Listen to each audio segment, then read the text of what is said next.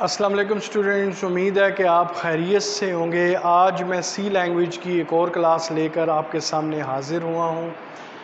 पिछली क्लास में हमने प्री प्रोसेसर डायरेक्टिव्स की टाइप्स पढ़ी थी, तो आज हम हेडर फाइल्स के मुतालिक पढ़ेंगे कि हेडर फाइल्स क्या होती हैं।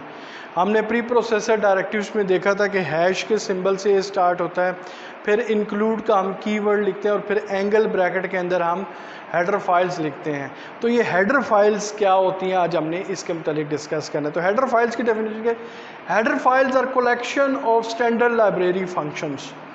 बेसिकली जो सी लैंग्वेज के कंपाइलर में कुछ फंक्शन, जो लाइब्रेरी फंक्शंस होते हैं, जो लाइब्रेरी होती है या कलेक्शन ऑफ जो मुख्तलिफ जो फंक्शंस होते हैं वो उसमें होते हैं। तो बेसिकली ये हेडर फाइल उसी चीज़ का कलेक्शन होती है कि हेडर फाइल में मुख्तलिफ किस्म के फंक्शंस डिफ़ाइन कर दिए गए होते हैं, इनमें मीनिंग्स को स्टोर कर दिया गया होता है। तो header files are the collection of standard library functions. Number 2, there are many header file for different purposes. आप मुख्तलिफ किस्म की हेडर फाइल जो है वो मुख्तलिफ मकासद के लिए इस्तेमाल करते हैं।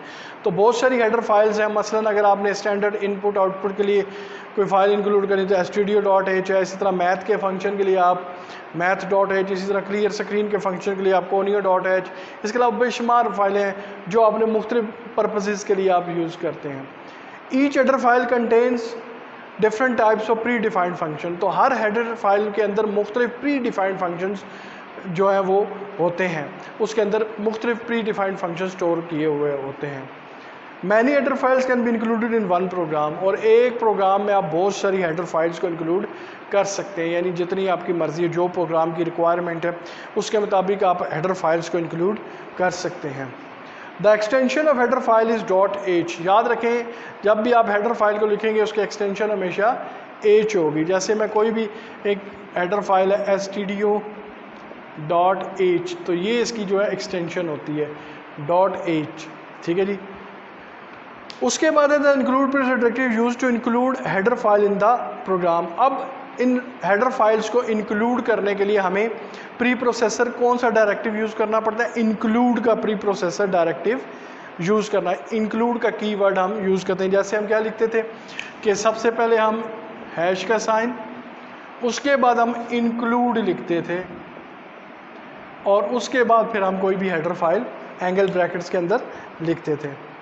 These files are provided by C compiler system। अब ये फाइलें कहाँ होती हैं? ये जो हेडर फाइल्स होती हैं ये कहाँ होती हैं? ये बेसिकली C का जो कंपाइलर सिस्टम होता है उसके अंदर ये प्रोवाइड करता है ये फाइलें। The header files are normally stored in include sub directory. आम तौर पर जो हेडर फाइल्स होती हैं ये कहाँ पर स्टोर होती हैं? ये इंक्लूड के नाम से एक सब डायरेक्टरी होती है जो कि C कंपाइलर के अंदर होती है, वहाँ पर ये स्टोर होती हैं।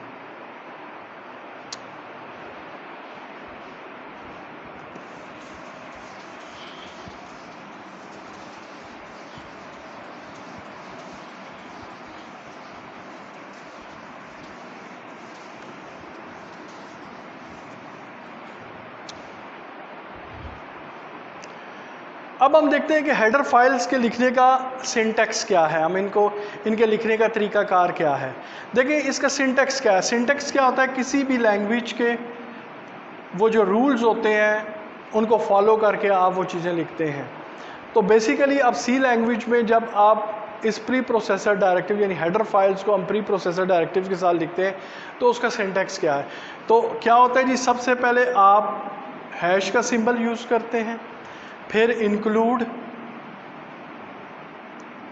और फिर एंगल ब्रैकेट के अंदर आप कोई भी हेडर फाइल आप लिखते हैं। अच्छा, अब ये हेडर फाइल हमने ये दो एंगल ब्रैकेट्स के साथ लिखी है, लेकिन ज़रूरी नहीं है कि आप एंगल ब्रैकेट्स भी लगाएं।